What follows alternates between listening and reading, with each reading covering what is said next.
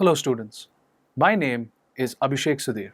I am an assistant professor at the Jindal Global Law School. Welcome to EPG Pathshala. The module we will be discussing today is the evolution of the right to freedom of religion. This module forms a part of the paper on civil and political rights. During the course of human history, several wars have been waged over the right of a group to freely profess its own religion. The struggle has not been an easy one, but after centuries, overt recognition is now being given by state actors to the right of a group to freely practice or profess its religion. Keeping this long struggle in mind, this module will chart the development of the right of the right to freedom of religion and conscience from the rule of Emperor Ashoka to the First Amendment of the US Constitution, which forms the basis of a modern secular state. The purpose of this module is twofold. The first object is to give the students an understanding of how the right to freedom of religion and conscience has evolved over several centuries of human history. The second objective is to help the students understand the manner in which the right to freedom of conscience and religion has developed gradually through political and apolitical discourses. Let's start by charting the developments predating the American Revolution. India's very own Emperor Ashoka was the first state actor to give the right to practice one's religion overt recognition. He had inscriptions carved on boulders and cave walls during his reign from 269 BC to 232 BC. These inscriptions came to be known as the Edicts of Ashoka, and it is in these inscriptions that one can find tangible evidence of Ashoka's efforts to promote religious tolerance. After watching the bloodshed at the Battle of Kalinga, as you might know, Emperor Ashoka converted to Buddhism and spent much of his life in propagation of the Buddhist faith.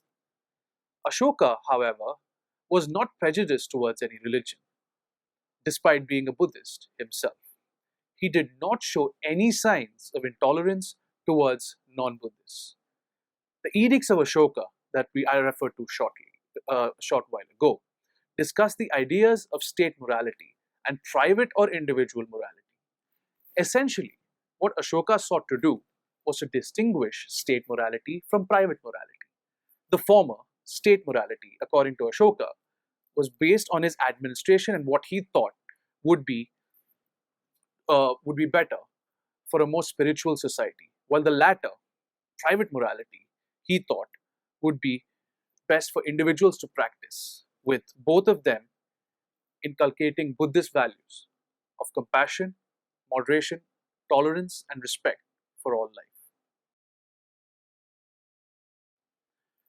The duties of state were expanded to include in them the protection of all religions and an obligation to promote cordial relations between different religious groups. This process was institutionalized by setting up a Department of Religious Affairs. Think about it. What a revolutionary idea to have in such a predated ancient time. By setting up a Department of Religious Affairs, Ashoka ensured that this department would look after the affairs of various religious bodies, and also a department would encourage the practice of religion. One of the most important edicts of Ashoka was Edict number 12. This edict is worth reading out in full. Avoid the extolling of one's religion to the decrying of the religion of another, or speaking lightly of it without occasion or relevance. As proper occasions arise, persons of other religions should also be honored suitably. Acting in this manner, one certainly exalts one's own religionists and also helps persons of other religions. Acting in a contrary manner, one injures one's own religion and also does disservice to the religion of others. One who reverences one's own religion and disparages that of another from devotion to one's own religion and seeks to glorify it over all other religions does injure one's own religion. So look at this edict of Ashoka. What he's trying to tell his subjects is essentially avoid extolling one's own religion to the decrying of the religion of others. What he means by this, essentially, avoid extolling one's own religion to the decrying of the religion of others. What he means by this, essentially, is that you practice your faith. your faith is something that you should keep to yourself. He doesn't necessarily say that you should not propagate your own faith, but he's absolutely clear in his mind that you should not propagate your faith in a manner that results in the faith of another's being decried. So if you follow one religion, you should follow that religion. You should propagate the faith and the virtues of that religion. But please do not, at the same time, decry or criticize or bring down another religion. Ashoka seeks to enforce a moral sanction on those who do so. He says that one who glorifies his religion to the cost of another individual's religion injures his very own religion. You can also see that the edicts of Ashoka were spread out far and wide. In the Western world, now that's the edicts of Ashoka. In the Western world, it's the Edict of Torda that is celebrated as the first European declaration of expansive religious toleration. The first edict was issued by the then King of Hungary, John Sigismund Zapolya. The edict went as follows: in every place, the preachers shall preach and explain the gospel, each according to his understanding of it. And if the congregation like it, well. If not, no one shall compel them, for their souls would not be satisfied, but they shall be permitted to keep a preacher whose teaching they approve. Look at what Torda, the Edict of Torda, is trying to say. It says that in every place the preacher shall preach and explain the gospel, each according to his own understanding of it. What this essentially means is that there is no one clear understanding of the gospel, be it the Bhagavad Gita or the Bible. If the congregation like it, well, is what the edict says. What that essentially says is, if those who are listening to the preacher like it, then so be it. Well, that's good. If not, no one shall compel them, for their souls would not be satisfied, but they shall be permitted to keep a preacher whose teaching they approve. So essentially, what the Edict of Torda is trying to say is that each and every person has the right to a preacher of his or her choice. Each and every person has the choice to be a part of a congregation that he or she chooses to be a part of. However, if they do not wish to be a part of a certain congregation, nobody can compel them to be a part of that congregation. Therefore, the edict continues, none of the superintendents or others shall abuse the preachers. No one shall be reviled for his religion by anyone, according to the previous statutes, and it is not permitted that anyone should threaten anyone else by imprisonment or by removal from his post for his teaching. The edict, again, tries to emphasize how important it is that the preacher should not be abused. And the edict also tries to emphasize that no one shall be reviled for his religion by anyone. No one should be victimized for their religious beliefs. And says emphatically, it is not permitted that anyone should threaten anyone else by imprisonment or by removal from his post for his teaching. Essentially, the edict is trying to say that each individual is free to teach, profess, practice, propagate his religion, and should be able to do so without any fear of sanction. In 1557, King Zapolya and his wife, Queen Isabella, also passed two further edicts of toleration and officially recognized the two sects of Christianity, Catholicism and Lutheranism. Now, think back to the Reformation in the 1500s. The Catholic Church had lost its monopoly over the Christian faith. The Reformation had resulted in a number of breakaway sects that broadly today are known as Protestants. One of those sects was the Lutheran sect, which King Zapolya's wife Isabella expressly recognized in 1557. The liberty of faith was extended to all as long as it did not interfere with the liberty of the other individuals, and even instructed for a national synod, a conclave, to be convened as to reduce religious differences. This recognition by Queen Isabella was nothing short of revolutionary. At a time when people were being persecuted for their religious beliefs, to actually recognize a breakaway sect such as the Lutherans was nothing short of revolutionary. Her son, i.e. Isabella's son, further expanded the liberty to include Calvinists and Unitarians, also Christian sects of the Protestant faith. It's pertinent to note that only Christian religions were officially recognized. This is very important. Whereas Ashoka recognized all religions, the edicts of Torda only recognized Christian religions and excluded Eastern Orthodoxy and Judaism and Armenianism. However, these religions such as Judaism were tolerated but were still not officially recognized.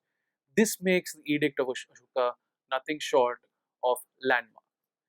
This is in contrast, as I said, to Ashoka's edicts, where Ashoka had put all religions on an equal footing and not just the different sects of Buddhism. The next major landmark in the evolution of the right to freedom of religion was the Union of Utrecht. All of you might have heard of the Republic of Netherlands. Netherlands was founded upon the Treaty of Utrecht in 1579. This treaty, among other things, provided the citizenry the right to profess their religious beliefs and a freedom from inquisition. However, this freedom was only limited to private practice, and right to public worship of different religious groups was not guaranteed under the treaty. This is important. Here, the Union of Utrecht sought to restrict the freedom of religion to private practice, essentially practicing the faith in your own home. The treaty nonetheless helped in creating an atmosphere of tolerance in the Netherlands where different religious groups could exist peacefully. Another milestone with regard to freedom of religion was seen in Poland in the form of the General Charter of Jewish Liberties, also known as the Statute of Calides. The statute was promulgated in 1204 by the Duke of Greater Poland, which, among other things, granted exclusive jurisdiction over Jewish affairs to Jewish courts. You might notice that at this point that the Judaism has been treated separately from Christianity. This goes to the age-old conflict between Judaism and Christianity, which essentially erupted over the crucifixion of the Christian God, Jesus Christ. The Jewish faith had been persecuted for centuries. Therefore, the General Charter of Jewish Liberties, again, is nothing short of remarkable.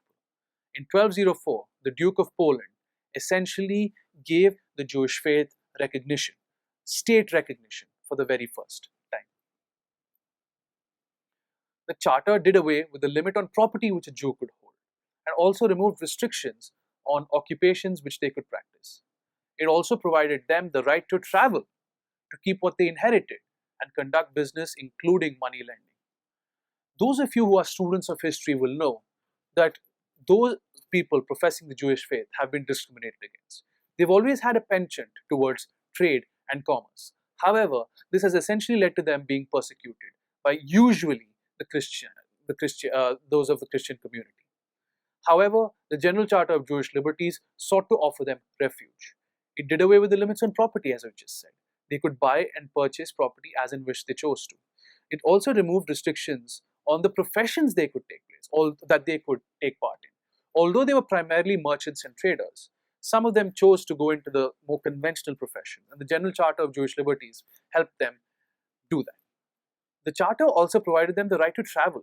Many times there were restrictions on states that the Jewish people could enter. It also gave them the right to keep what they inherited and conduct business, including money lending.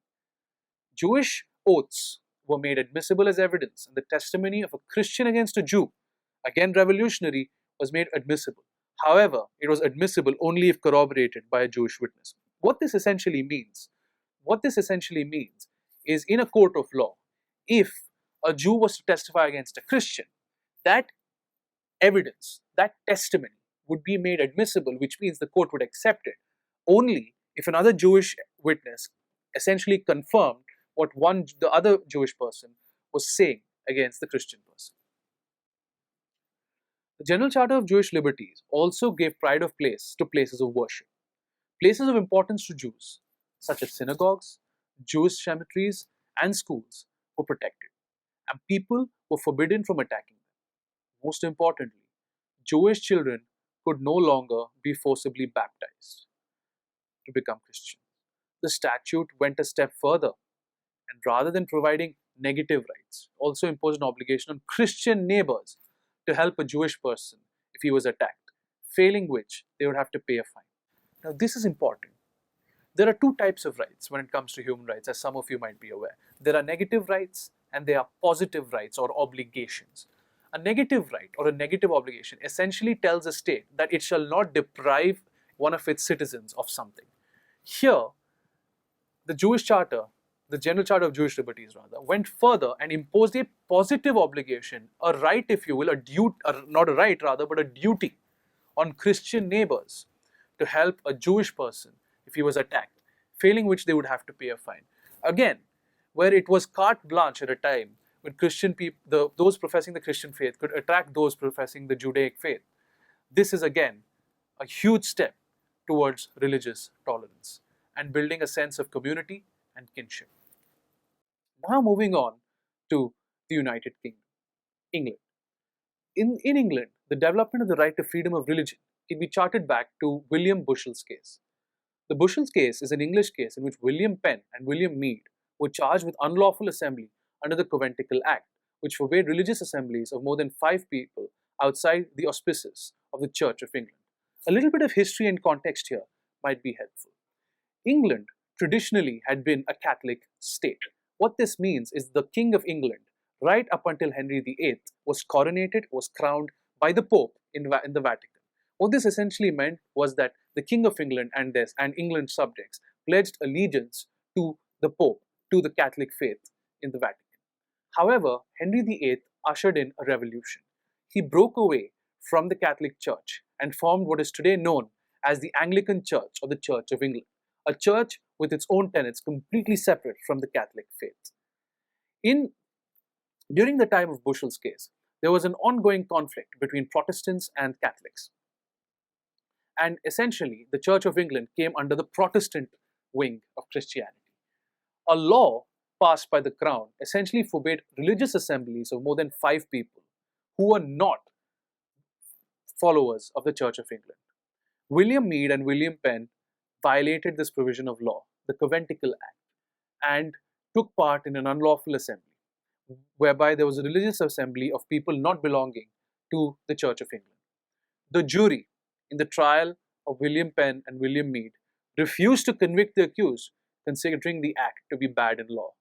This case led to William Penn becoming an advocate of religious freedom, and again is considered a landmark case in the history of the freedom of religion. William Penn went on to write the great case of liberty of conscience and published it in 1670. The book promoted religious freedom and harmony in his American colonies. He also promulgated a charter of privileges in his colonies which protected the religious profession of all people belonging to any religion. William Penn, as the name suggests, went on to found the state of Pennsylvania, initially, of course, a colony in America. And due to his religious convictions, his strong political views with regard to religious freedom, in order to attract settlers of his colony, he promised people religious freedom not limited to Quakers, his own religion, but to other religious minorities as well. William Penn was part of a religion, a faith known as Quakers, a sect, if you will, rather than a religion, that essentially promotes harmony between all religions. This was the first time that religious freedom was granted in an American colony, and therefore William Penn and Pennsylvania again go down in the annals of the history of the right to freedom of religion. The Maryland Toleration Act is the next landmark step in the evolution of the right to freedom of religion in the American colonies. The Maryland Toleration Act of 1649 extended the scope of religious freedom to Trinitarian Christians in Maryland to worship in public. A little bit of history about Maryland here might be useful. Maryland was named after Queen Mary, Bloody Mary as you might know her. Queen Mary was responsible for the slaughter of thousands of non-Catholics in the United Kingdom. That being said, when the Protestant faith through the Church of England essentially took control of the English crown, Catholics were then persecuted. Catholics then moved to the United States in search of refuge. Maryland was one of those colonies, and the Maryland Toleration Act sought to protect these Catholics. The act is notable for using the phrase free exercise thereof. Free exercise thereof being free exercise of your religious faith. This phrase, free exercise thereof, was later replicated in the First Amendment to the US Constitution. Cecilius Calvin, the founder of Maryland, was a Catholic at a time when England was dominated by the Protestant Anglican Church. He wanted to turn Maryland, as I've already told you, into a place of refuge for Catholics fleeing persecution from England, and he was successful.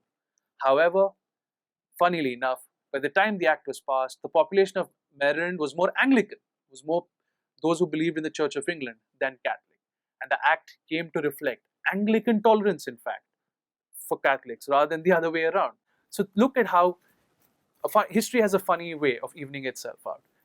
Initially, the Catholics persecuted the Anglicans. The Anglicans left to the United States.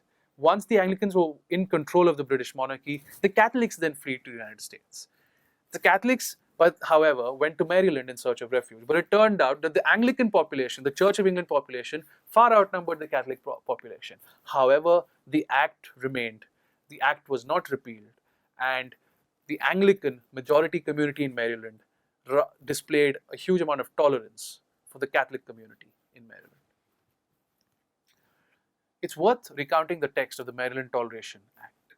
No person or persons whatsoever within this province or the islands, ports, harbours, creeks or havens thereunto, belonging, professing to believe in Jesus Christ, shall from henceforth be anyways troubled, molested, or discountenanced for or in respect of his or her religion, nor in the free exercise thereof. This act again is interesting. Look at the first sentence. No person or persons who whatsoever within this province or the islands, ports, harbours, creeks or havens thereunto, belonging, professing to believe in Jesus Christ. So what the act essentially sought to do was to bring the sects of Christianity together and said that as long as you believe in Jesus Christ, you will not be troubled, molested, or discountenanced for or in respect of your religious beliefs. Again, those believing in the Judaic faith and in other religions were excluded. And to hark back to the time of Ashoka, more than 1,000 years ago, where he had recognized the religious freedom of all religions, the Maryland Toleration Act restricted it to those who believed in Jesus Christ. Now let's move on to the next landmark moment in the development of the right to freedom of religion in the United States of America. I'm talking about the Virginia Statute for Religious Freedom. Thomas Jefferson, a founding father of the United States of America and the original author of the Declaration of Independence, wanted to incorporate the principles of freedom, equality, and self-government in the laws of Virginia that he was tasked with drafting. Jefferson is an interesting historical figure. He was at the forefront of religious freedom and was one of the architects of the US Constitution and is much revered today for his role in drafting the founding document of the United States of America. However, Jefferson's work really began in the state of Virginia. His primary agenda was to overthrow established religion as it led to persecution of those belonging to minority religions.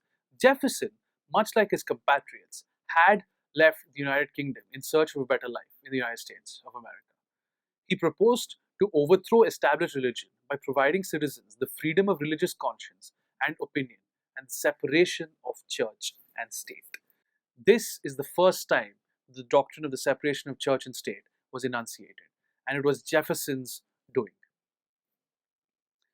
In the Virginia Statute for Religious Freedom, the enacting clause declared that no man shall be compelled to frequent or support any worship or suffer in any manner on account of his religious belief.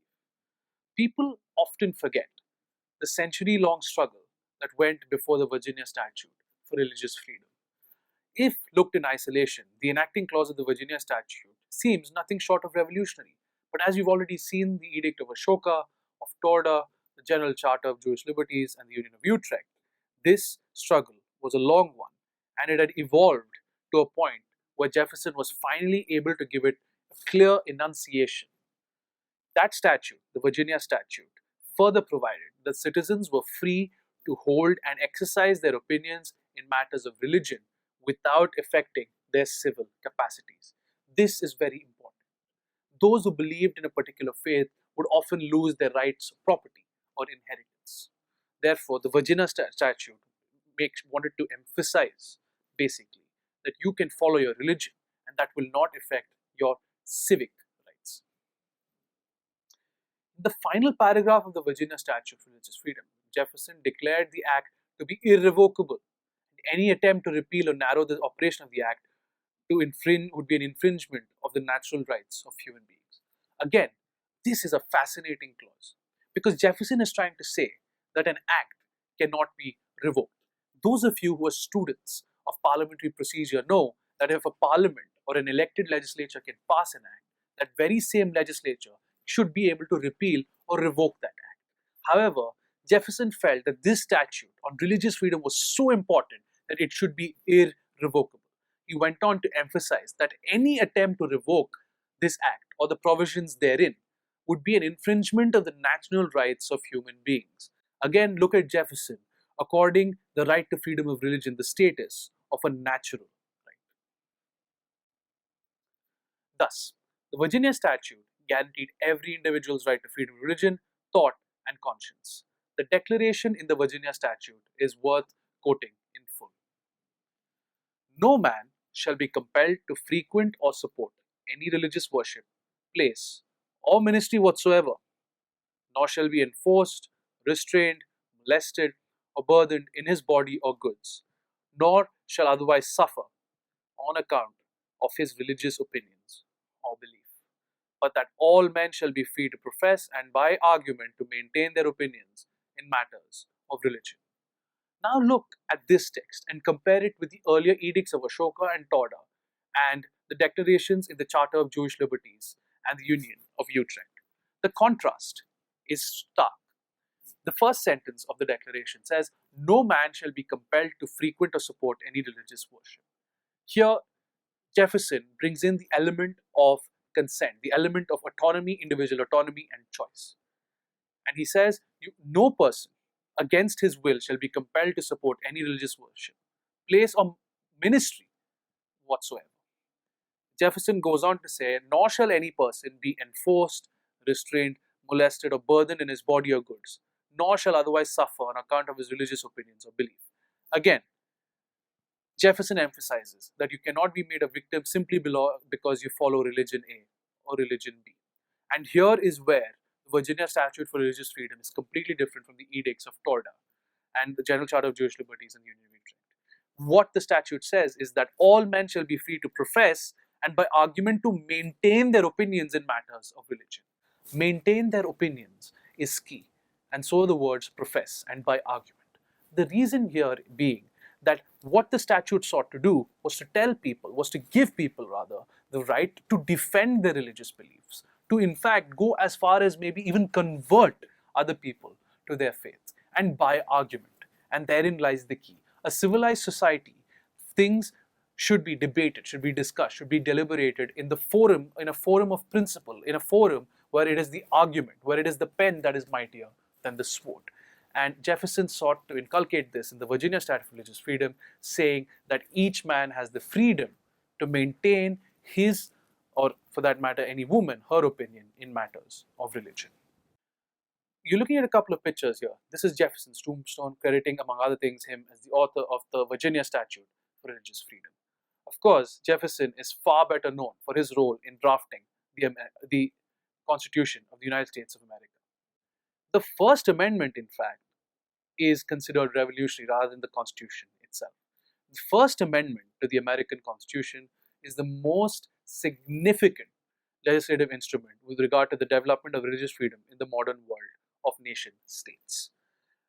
If you've noticed, till now, we've been charting developments. We have been charting charters, we've been looking at acts, we've been looking at regulations and declarations passed by monarchs. Monarchs like Ashoka, like King Zapolya of Hungary, like the Duke of Poland in the General Charter of Jewish Liberties. But the United States of America, being the world's oldest democracy and arguably the first nation state, and the fact that the United States Constitution, the amendment to it rather, guaranteed religious freedom is nothing short of a landmark moment in the quest for the freedom of religion. The First Amendment creates two religious rights. One is known as the Free Exercise Clause, and the second is in the form of the Establishment Clause. Now let's break down these two clauses. The Free Exercise Clause gives every citizen the right to hold whatever religious beliefs he or she chooses and to exercise that belief by attending religious services, praying in public or in private, or by propagating these religious views. Ergo, the name Free Exercise Clause. What this essentially means is, yes, you have a belief, you have the right to believe whatever you want, but that belief is sometimes considered worthless if you cannot exercise that belief, if you cannot propagate that belief. And the Free Exercise Clause essentially empowered citizens of the United States of America gave them the right to hold whatever religious beliefs that he or she chose to hold. Now coming to the Establishment Clause. The Establishment Clause erects a wall of separation between church and state. Now let me break this doctrine down for you once and for all. It's extremely crucial, extremely important that you understand this, because once you can get your head around the doctrine of separation of church and state, the rest of this paper and the module will become very straightforward to understand.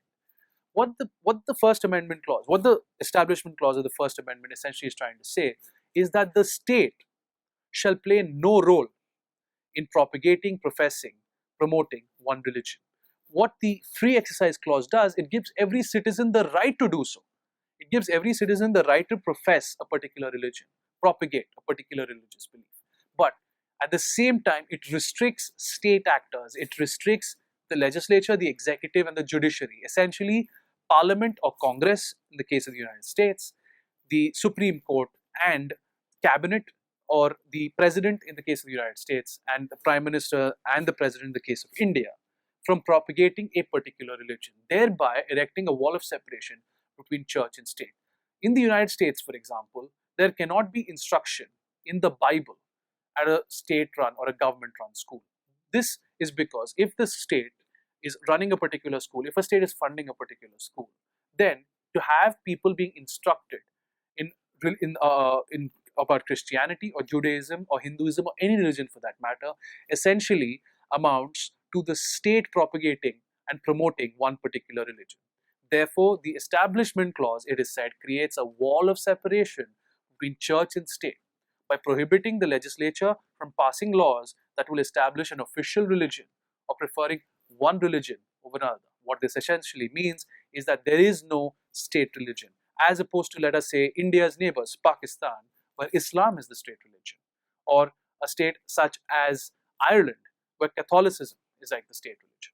Therefore, the wall of separation between church and state prohibits the legislature from passing laws that will establish an official religion or preferring one religion over another.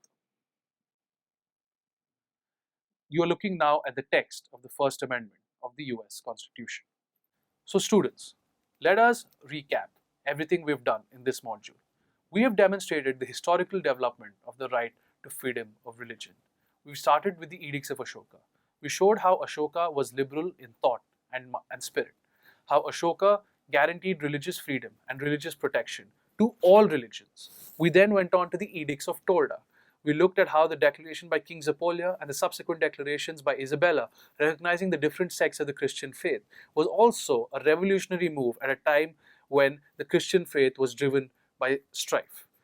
We then looked at the Union of Utrecht, which set up the Republic of the Netherlands, and how it also sought to promote religious freedom.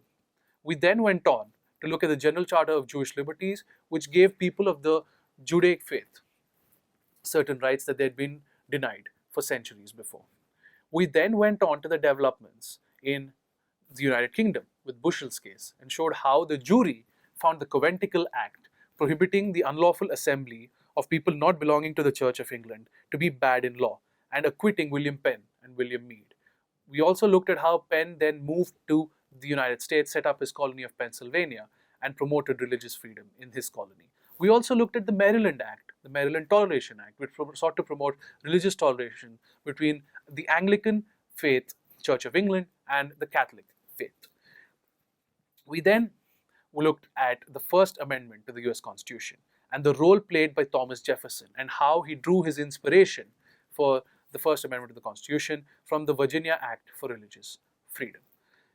This module has sought to demonstrate how the struggle to establish a wall of separation between religion and state has been an age-old one.